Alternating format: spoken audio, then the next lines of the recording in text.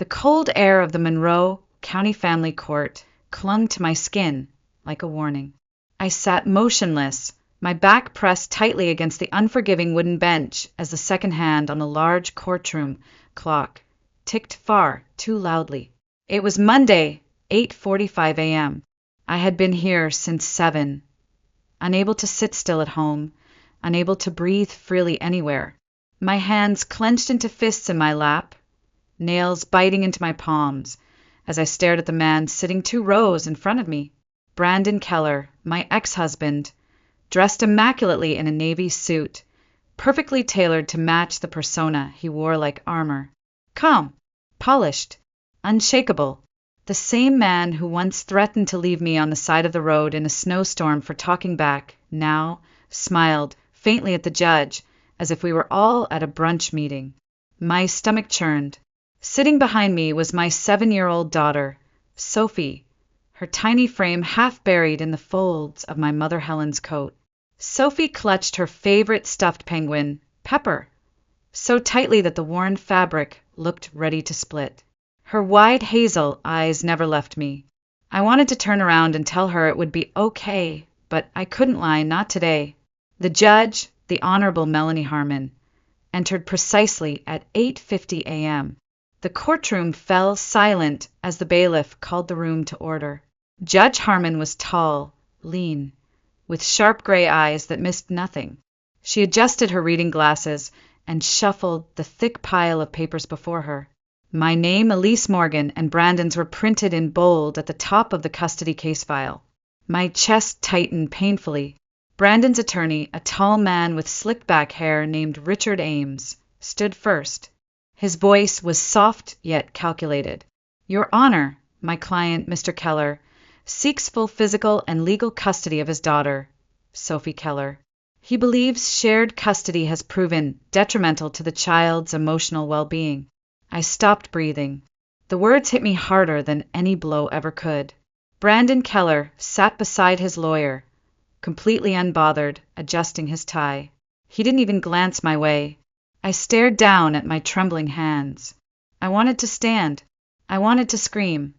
I wanted to say that he was lying, but the words lodged somewhere deep inside my throat, immovable like a stone. Richard continued, citing erratic emotional instability and inability to provide a structured home environment as grounds for removing me from Sophie's life. My pulse roared in my ears. Each sentence felt like another nail in the coffin Brandon had spent years building for me. Brick by brick, lie by lie. Judge Harmon finally looked up. Her gaze locked onto me. Ms. Morgan, do you have a response at this time? My lips parted, nothing. The courtroom became heavier, suffocating. I stared helplessly at Sophie.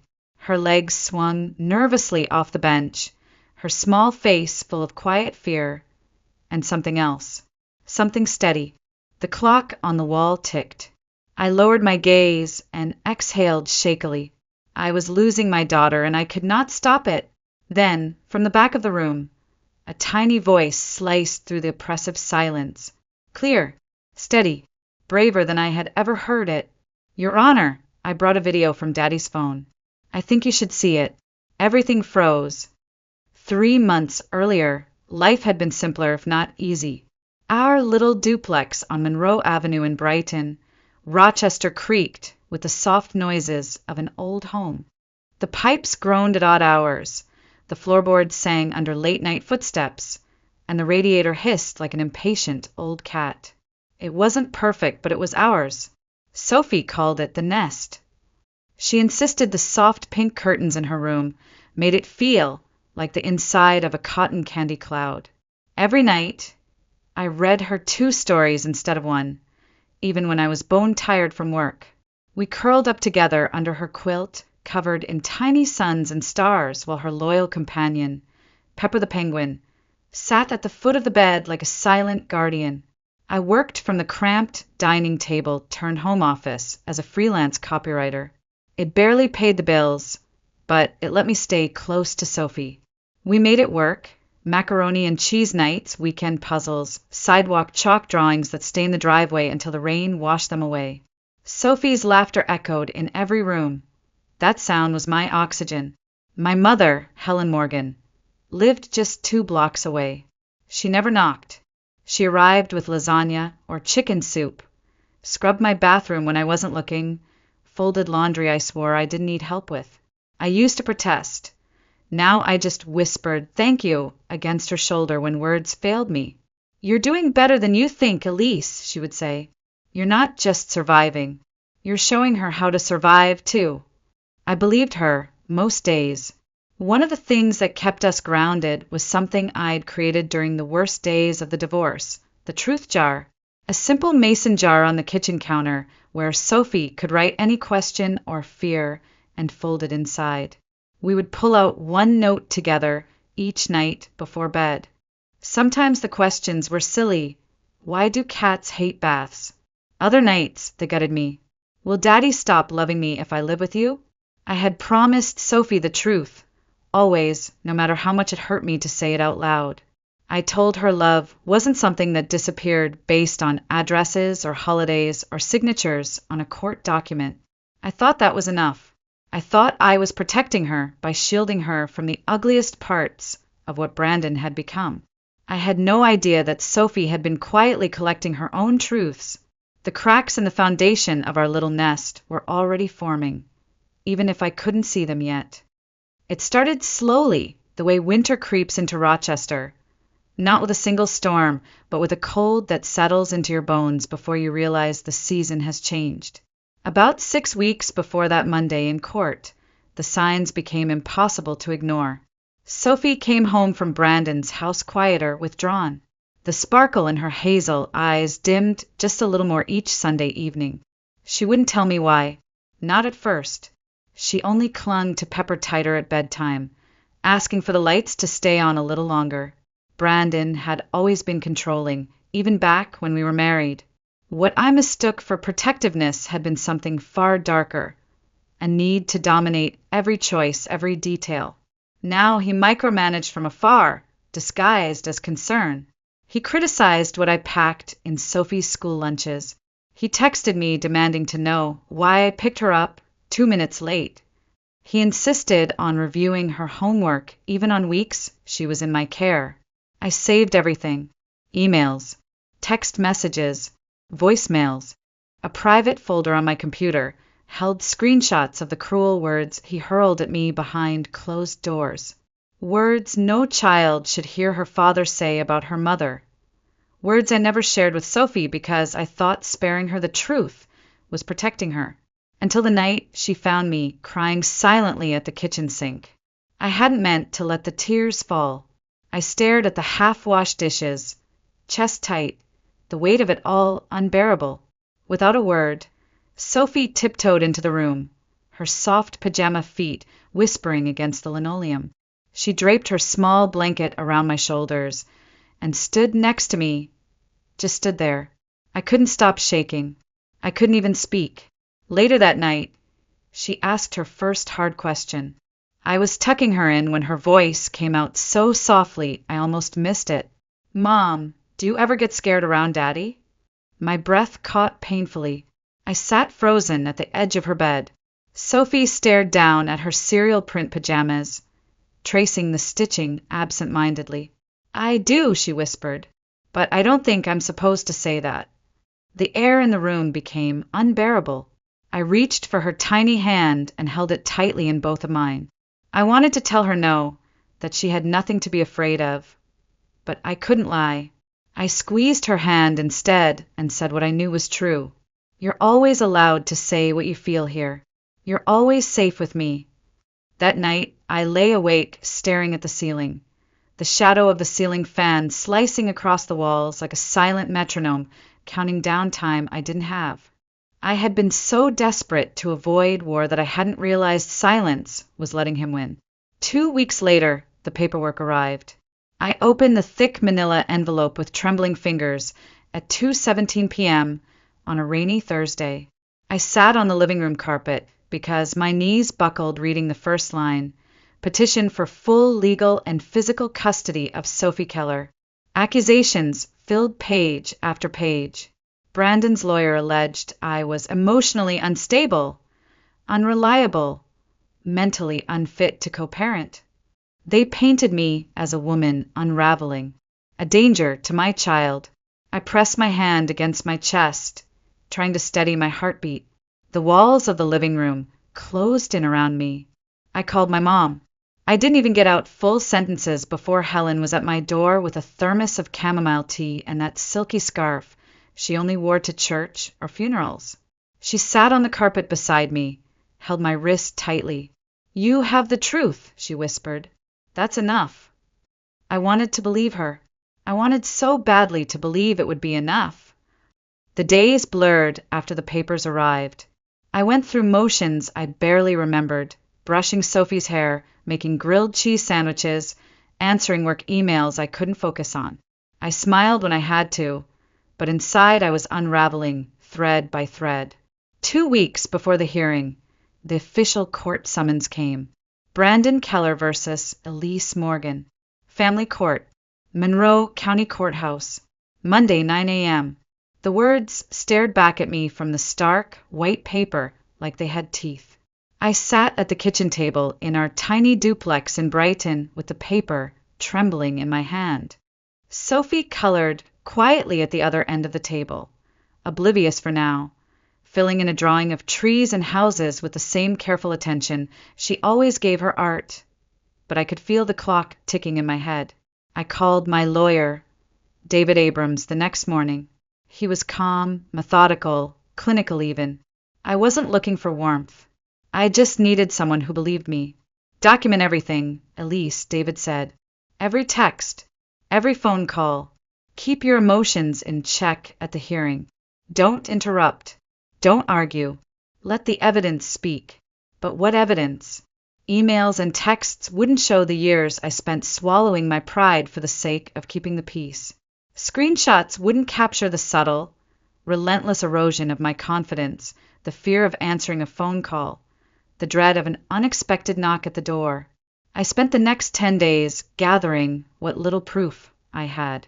Messages where Brandon cursed at me for being late by 4 minutes. Screenshots of him threatening to report me to Child Protective Services for taking Sophie to a pediatrician without his approval. I knew it wouldn't be enough. I had seen how Brandon charmed strangers. In public, he was the golden boy, the funny, dependable realtor who remembered every client's birthday, sent holiday cards, and donated to charity events. In private, his voice could turn to steel in seconds over a misplaced charger or spilled juice. I kept Sophie out of it. I never showed her the emails or the voicemails. I thought I was protecting her. I had no idea she had already begun to protect me. The night before court, I couldn't sleep. I sat beside Sophie's bed, watching her small chest rise and fall steadily as she slept, clutching Pepper tightly. I whispered a silent promise to the darkness. "I will not let him take you." My mom came early Monday morning. She wore the silky church scarf again and gripped my hand tightly before we left. "You've already survived more than most," Helen said. "You can survive this too." Sophie wore a soft blue dress with tiny yellow sunflowers and packed her school tablet in her little pink backpack as if it was just any other day, but I saw the worry in her eyes. She didn't speak on the car ride. She stared out the window, quietly humming an unfamiliar tune. As we approached the courthouse, the imposing stone building seemed to loom taller than I remembered. Brandon was already there waiting, standing tall and confident near the entrance with his lawyer at his side. He waved casually as we walked up the courthouse steps, flashing that practiced smile that had fooled so many for so long. Sophie didn't wave back. The doors to the courthouse closed behind us with a heavy, echoing thud. The fight of my life was about to begin. The courtroom smelled faintly of old paper and varnished wood. The fluorescent lights buzzed softly overhead as I sat frozen in my chair. 9 a.m. sharp.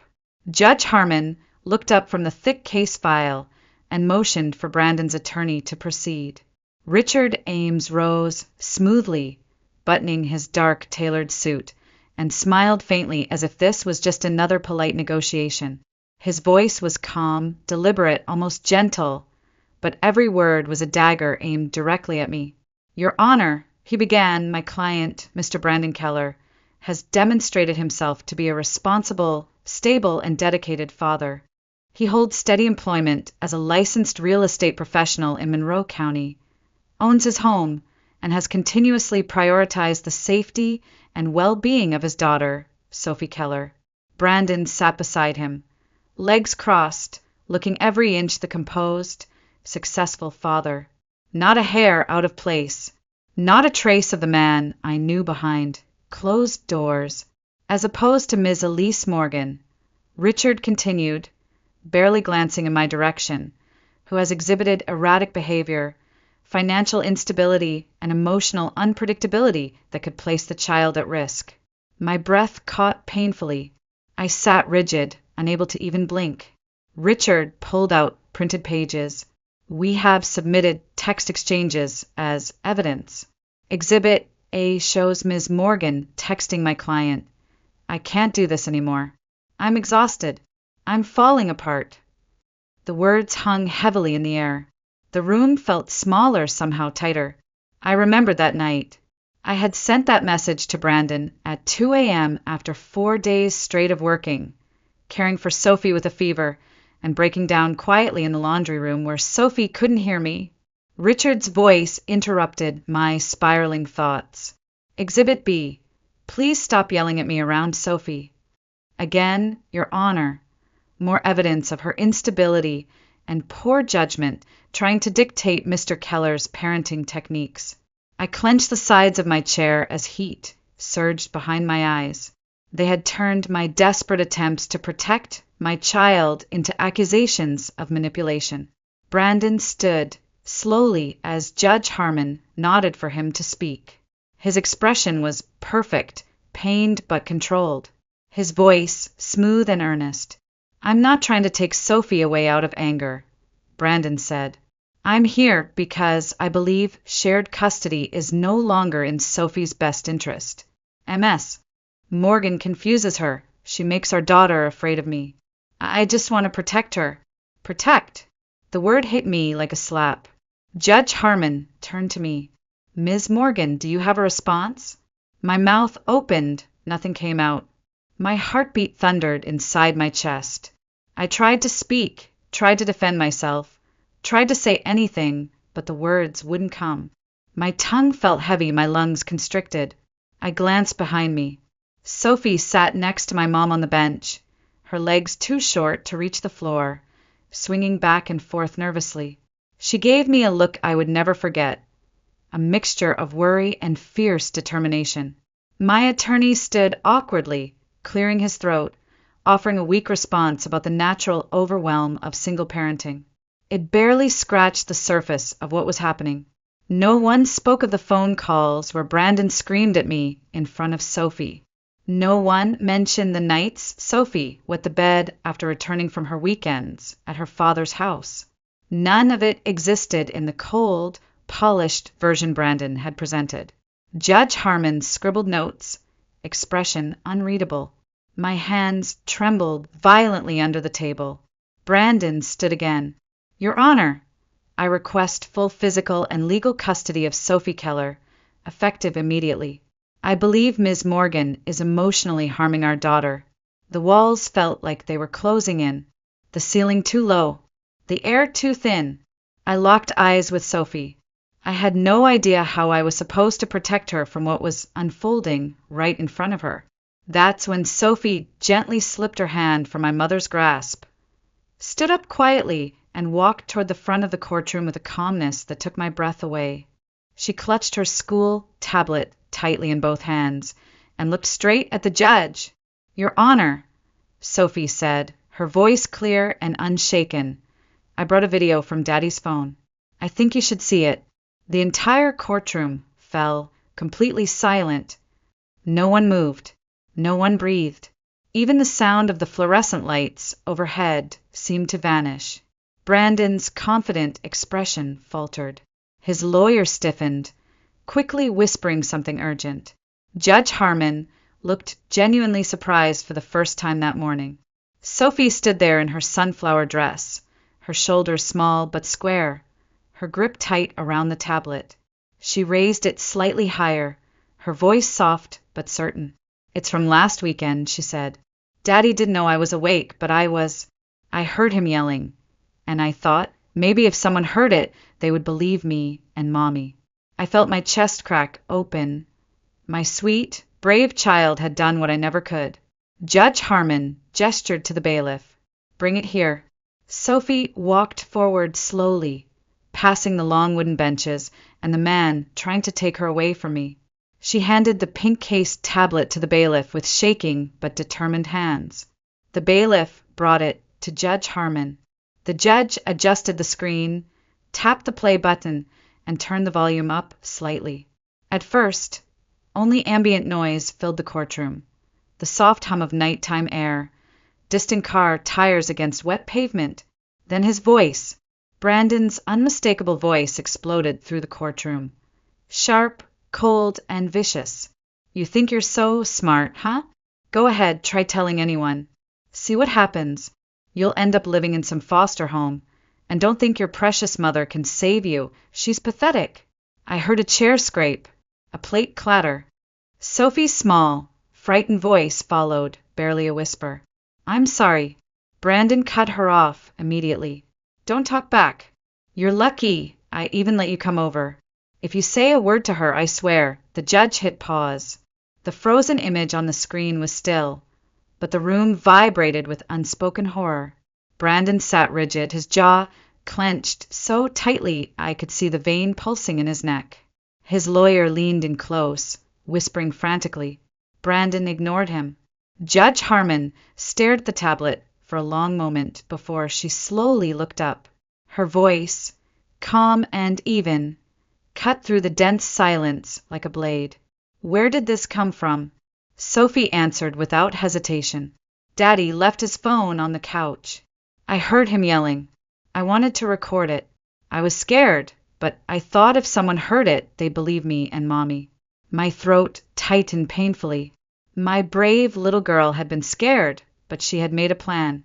She had acted with more courage than most adults I knew. All I wanted was to run to her, scoop her up into my arms, tell her she never should have had to do any of this. But I stayed in my seat frozen because this moment belonged to her. Brandon's voice suddenly rose, strained, defensive. "Your Honor!" That recording was taken completely out of context. I was disciplining her. She was misbehaving. "Enough!" Judge Harmon interrupted, her tone sharp, final. The word cracked across the courtroom like a whip. Brandon fell silent instantly. The judge looked at Sophie and softened. "Thank you for being brave," she said. "You can go back to your seat now." Sophie nodded and walked back, her steps a little slower now as the weight of what she had done settled onto her small shoulders. Helen reached out, pulled her into her lap, and held her tightly. Judge Harmon shifted her gaze back to me. "Ms. Morgan," she said firmly, "do you have anything else to add?" This time, my voice came without effort. "No, Your Honor," I said, steady and certain for the first time that day. "I think my daughter said it all." The judge nodded once, leaned back in her chair, and quietly closed her eyes for a long, thoughtful pause. When she opened them again, her entire posture had shifted. She was no longer deliberating. She was deciding. In light of this evidence, she announced slowly, "I am calling for an immediate review of all custody arrangements. Until that process is completed, full temporary custody will be granted to Ms. Morgan.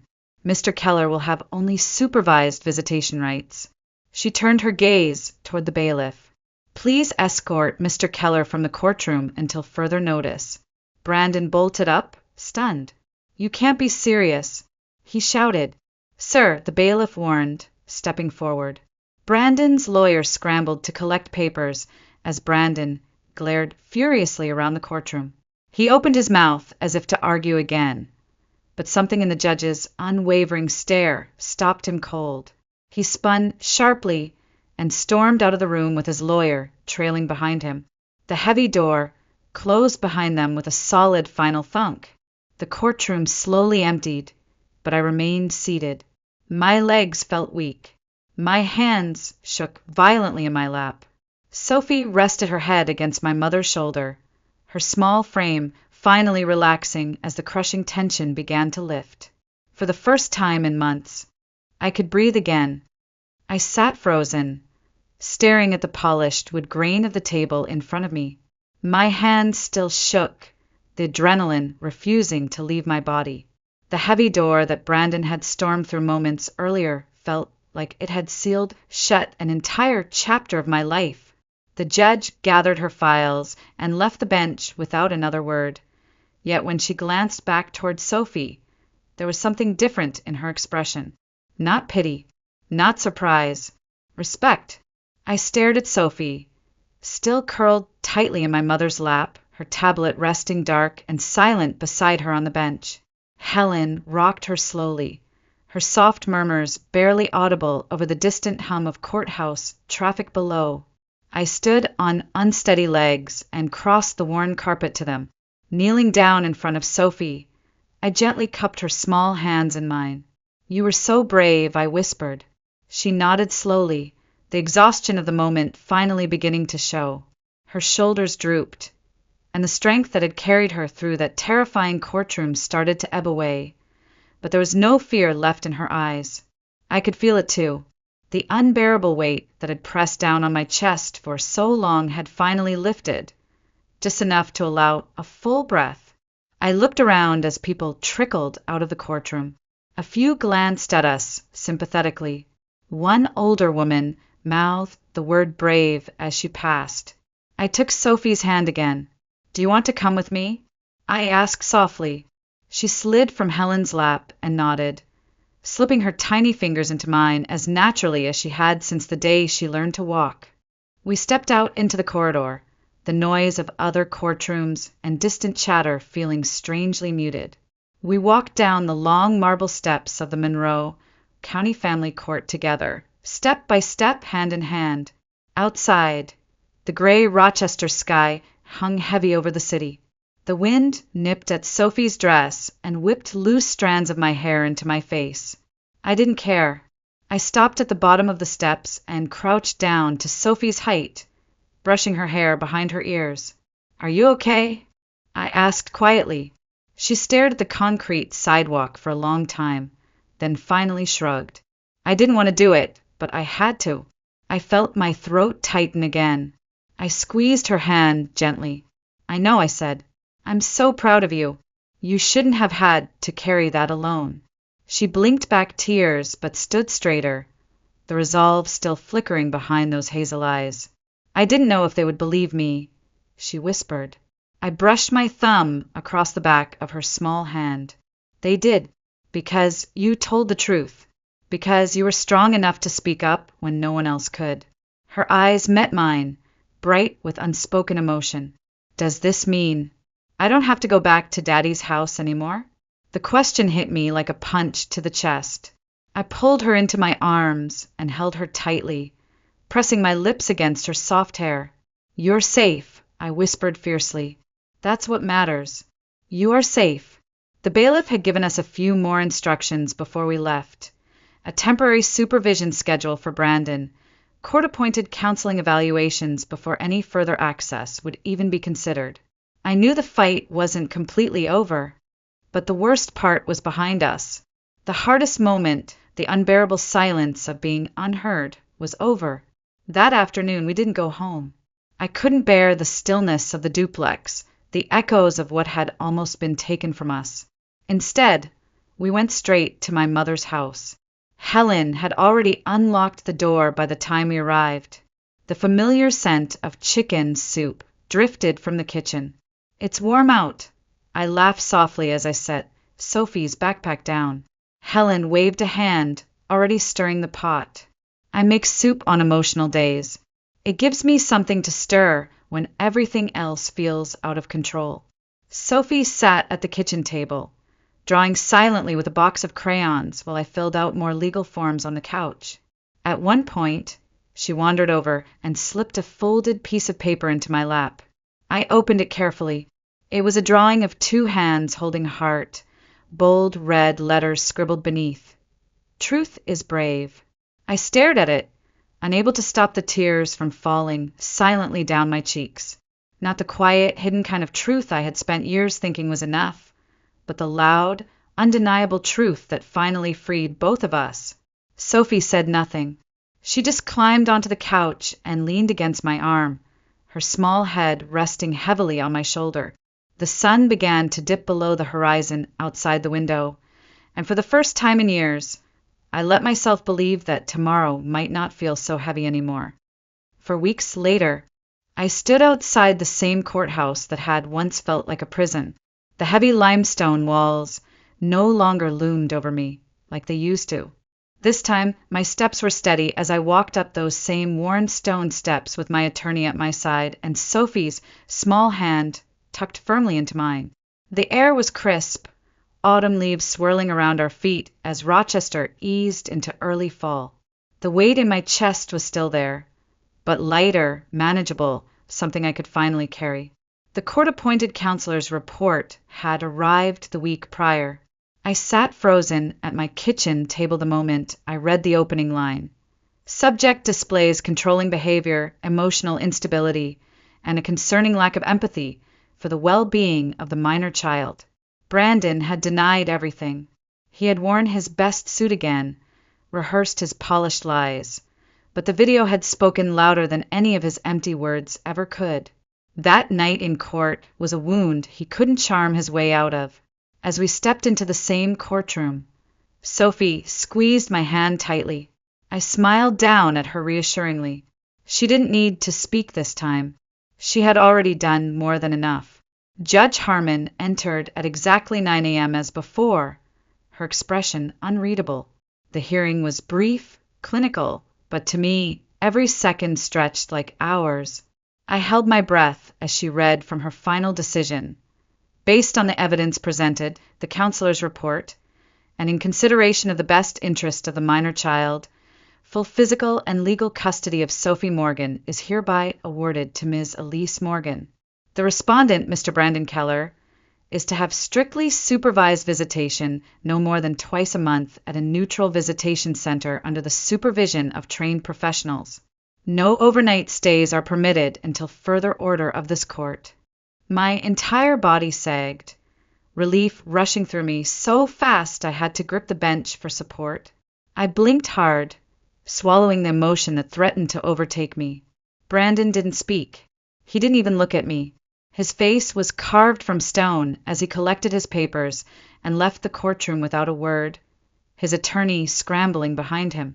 The moment the door shut behind them, I exhaled fully for what felt like the first time in years. Helen stepped forward and hugged both me and Sophie tightly, her voice soft but fierce against my ear. "You did it." I shook my head slowly. "No," I whispered, glancing down at Sophie. "She did." Later that evening, we went to Sophie's favorite diner, the one with the red booths and the animal-shaped pancakes. She sat across from me, poking absent-mindedly at her food with her fork. "Is it over now?" she asked quietly. I reached across the table and gently covered her hand with mine. "It's safer now," I answered honestly. "We're not done growing through this. There will still be hard days, but we're not afraid anymore." Sophie nodded solemnly and then gave me the tiniest, most knowing smile. She twirled her straw in her chocolate milk. "I'm glad I told," she whispered. "So am I whispered back. I still replay that courtroom moment over and over sometimes. Brandon's mask shattering when Sophie stood. The unwavering strength in her small voice. She had reminded me that real power doesn't come from shouting or winning arguments. It comes from standing up for the truth. Even when you're terrified, no one will believe you. In the weeks that followed, I returned to therapy, not because I was falling apart, but because I finally had the space to heal from what I had survived. I realized I had spent so long bracing for the next attack that I had forgotten what it felt like to breathe without flinching. That would take time, but now I had the time. Sophie's drawings started to change too. Her sketches of dark skies and closed houses slowly gave way to trees with deep roots, kids holding hands under open skies and bright, vibrant sunflowers. One afternoon, she taped a drawing of a mason jar onto her bedroom wall. It was our truth jar. She had drawn it large, with bold letters. Truth is brave. Every night before bed, she reminds me to check it. The other night, I pulled out a note that read, "Do brave people still get scared?" I smiled, tucked the note into my palm, and said, "Yes, sweetheart. They just don't let fear be the end of the story." A few days later, I pulled out another folded paper. This one simply asked, "Can kids protect grown-ups too?" I looked at Sophie and smiled warmly. "You did. I tell this story now because I know somewhere out there is another woman sitting in silence, wondering if the truth will ever be enough, wondering if anyone will believe her over the polished lies of a man who performs the perfect version of himself in public. I want her to know sometimes the truth doesn't come from a lawyer, a courtroom, or a file folder full of evidence. Sometimes it comes from the smallest voice in the room, a child who has seen too much and who decides silence is no longer an option. I used to think being a good mother meant shielding Sophie from anything hard or painful. Now I know it means standing beside her as she faces it, teaching her to speak truth even when her voice shakes. We still have hard days, but we are no longer defined by them. We are not the scared versions of ourselves Brandon tried to keep trapped. We are loud when we want to be, quiet when we choose to be, and above all, we are free.